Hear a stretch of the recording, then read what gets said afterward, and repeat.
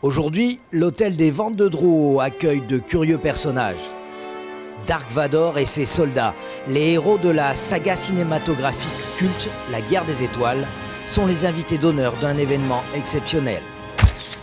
Pour la première fois en France, des jouets sont mis aux enchères et tout le public retombe en enfance. Tu n'es pas de notre galaxie, mais du fond de la nuit. Mais ces jouets-là sont réservés uniquement aux grands enfants. Affiches, figurines, petites voitures, vaisseaux spatiaux, que des jeux des années 70 et 80, la plupart dans leur emballage d'origine. Et ici, comme Jean-Philippe, chacun a son préféré.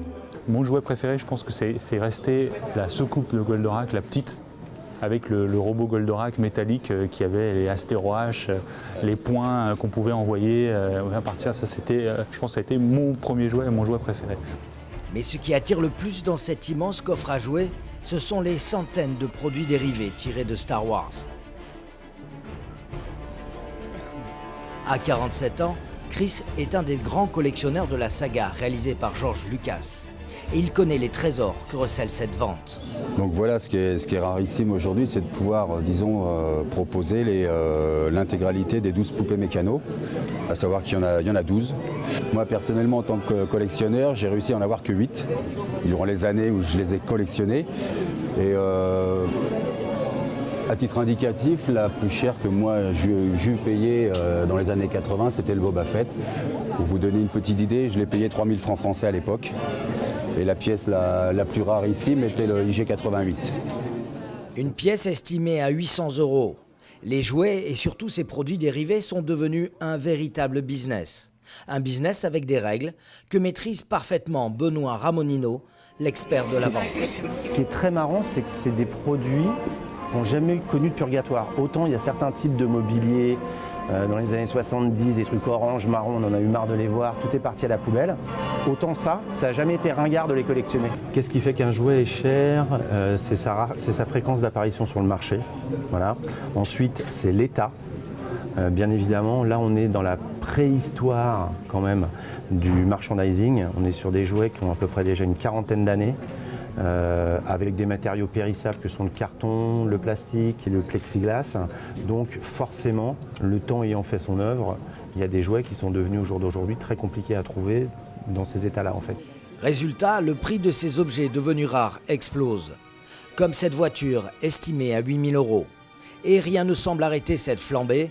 Ce radeau Goldorak, célèbre dessin animé japonais, est lui estimé à plus de 10 000 €. C'est vraiment pour faire de l'art déco, pour décorer un appartement, mais à ce prix-là, pour un bout de plastique, je pense que c'est un peu exagéré. Enfin, c'est mon point de vue. Mais ces premières estimations n'ont pas l'air d'effrayer Chris.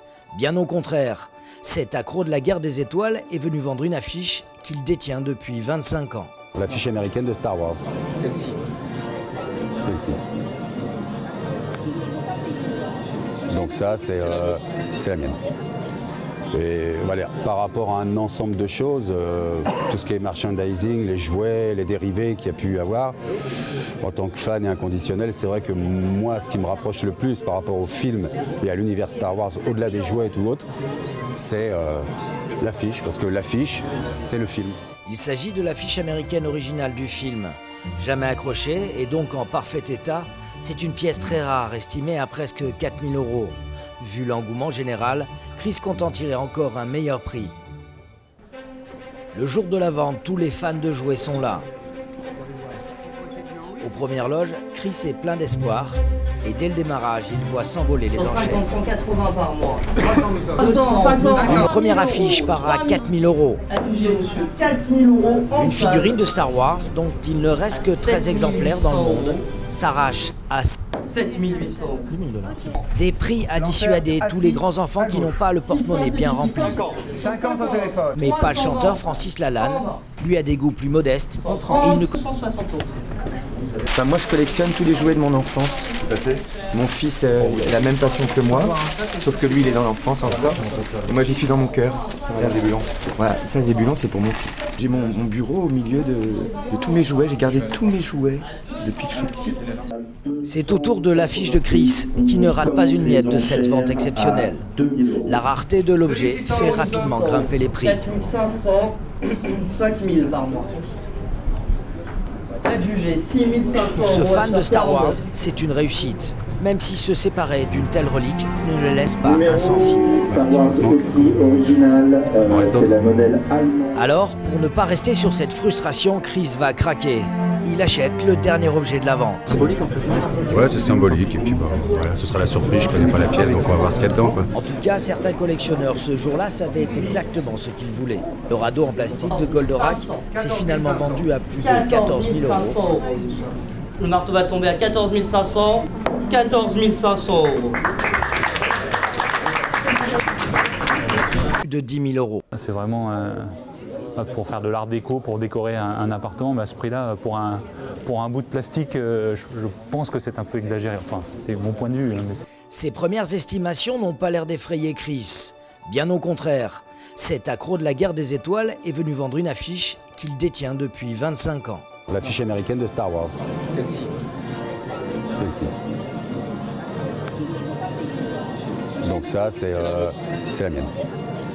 Et voilà, par rapport à un ensemble de choses, tout ce qui est merchandising, les jouets, les dérivés qu'il y a pu y avoir, en tant que fan et inconditionnel, c'est vrai que moi, ce qui me rapproche le plus par rapport au film et à l'univers Star Wars, au-delà des jouets et tout autre, c'est l'affiche, parce que l'affiche, c'est le film. Il s'agit de l'affiche américaine originale du film. Jamais accrochée et donc en parfait état, c'est une pièce très rare, estimée à presque 4 000 euros. Vu l'engouement général, Benoît Ramonino, l'expert de la vente. Ce qui est très marrant, c'est que c'est des produits qui n'ont jamais connu de purgatoire. Autant il y a certains types de mobilier, dans les années 70, des trucs orange, marron, on en a eu marre de les voir, tout est parti à la poubelle. Autant ça n'a jamais été ringard de les collectionner. Qu'est-ce qui fait qu'un jouet est cher? C'est sa fréquence d'apparition sur le marché. Voilà. Ensuite, c'est l'état. Bien évidemment, là on est dans la préhistoire quand même du merchandising. On est sur des jouets qui ont à peu près déjà une quarantaine d'années, avec des matériaux périssables que sont le carton, le plastique et le plexiglas. Donc forcément, le temps ayant fait son œuvre, il y a des jouets qui sont devenus au jour d'aujourd'hui très compliqués à trouver dans ces états-là en fait. Résultat, le prix de ces objets devenus rares explose. Comme cette voiture estimée à 8 000 euros. Et rien ne semble arrêter cette flambée.